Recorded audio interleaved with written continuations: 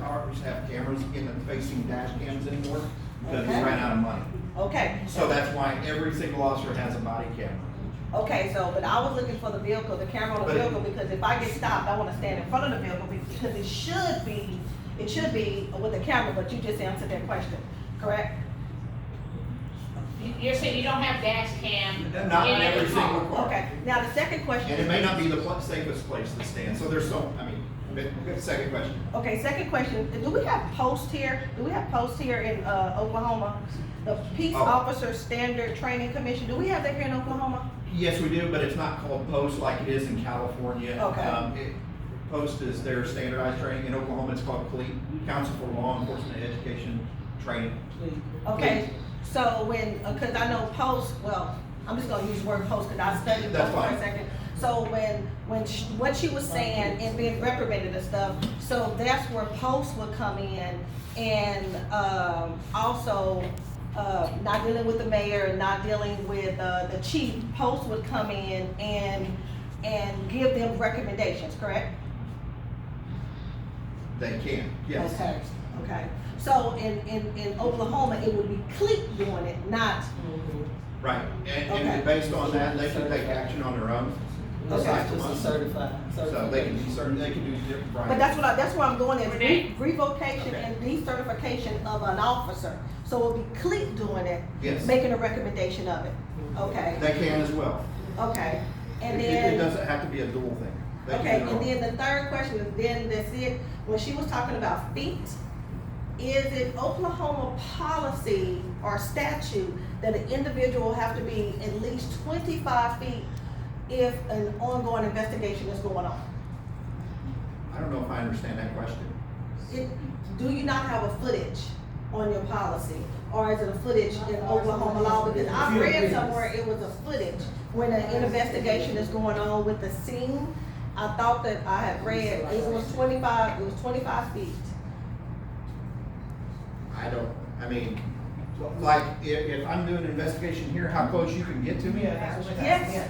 So a bystander. To not interfere, to not Are you interfere talking with about the the. bystander or the Yes. person that he's? No, the bystander, like, Bystander. like saying for this mother, right here, it would I be don't know. 25 feet. I don't know, I It's mean, 25. you know, because a lot of times the officers will, you know, it could be just like, hey, this right here. You know, you don't have to go 25 feet. I mean, as long as it's, if you're talking about the interfering part, Yeah. you could be, I mean, you could be, 25 feet's not always practical. And that's what, everything has to have some sense to it, because if you had to move 25 feet, that may put you in the street, right? So, if For a you're going by bystander. the strictest sense of the law, then I would say yes, but, Okay, you that's what I'm know, going by I've seen law. officers that, you know, they'll just stand right here on the sidewalk, or, you know what, just hold on, you just wait right here. And it's simple as this when I'm having a conversation, just don't interfere for a second, okay? Because there's so many Yeah, variables yeah, that go we into don't- we it. don't- Okay, I'm done. I mean, but, yeah. If you get out and you're in that traffic stop and you wanna file a complaint, what is the time frame that the police department has to actually deal with that complaint? Is there a specific time frame that you have to address it and you have it completed? Address it and have it completed. Yeah, So it's- do you have a window of time when, in writing, that says that you have to try to complete that complaint?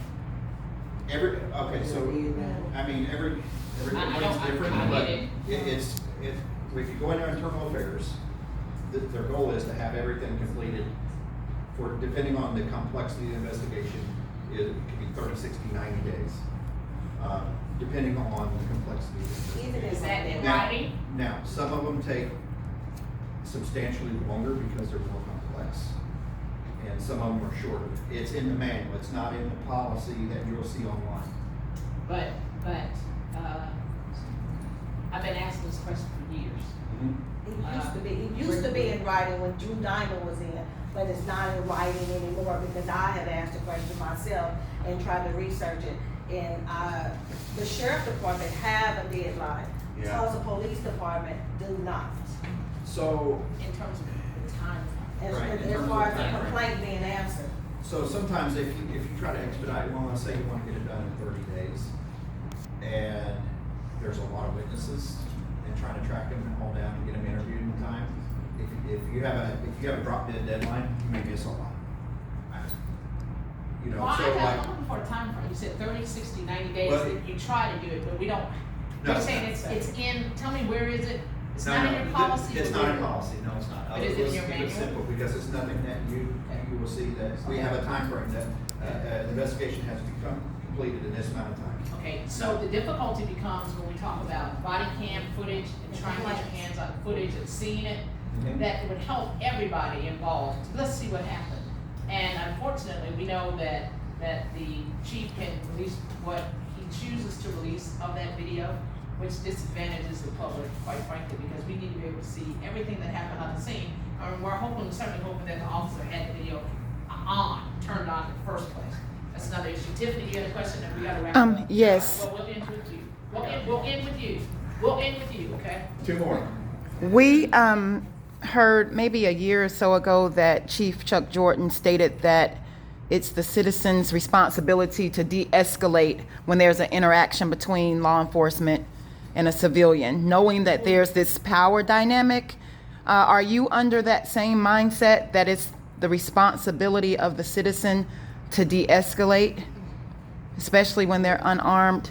So when there's an interaction with a police officer, okay, and we're talking about de-escalation as it pertains narrowly with a person and a police officer, the responsibility is on the officer to create the environment that everything can de-escalate, right? Now, it takes two to de-escalate, right? Because I can't make you do anything, right? But I have to create a situation in where she feels comfortable to de-escalate, not be any of those things. So I'm the one that's kind of in control of this situation right now, right?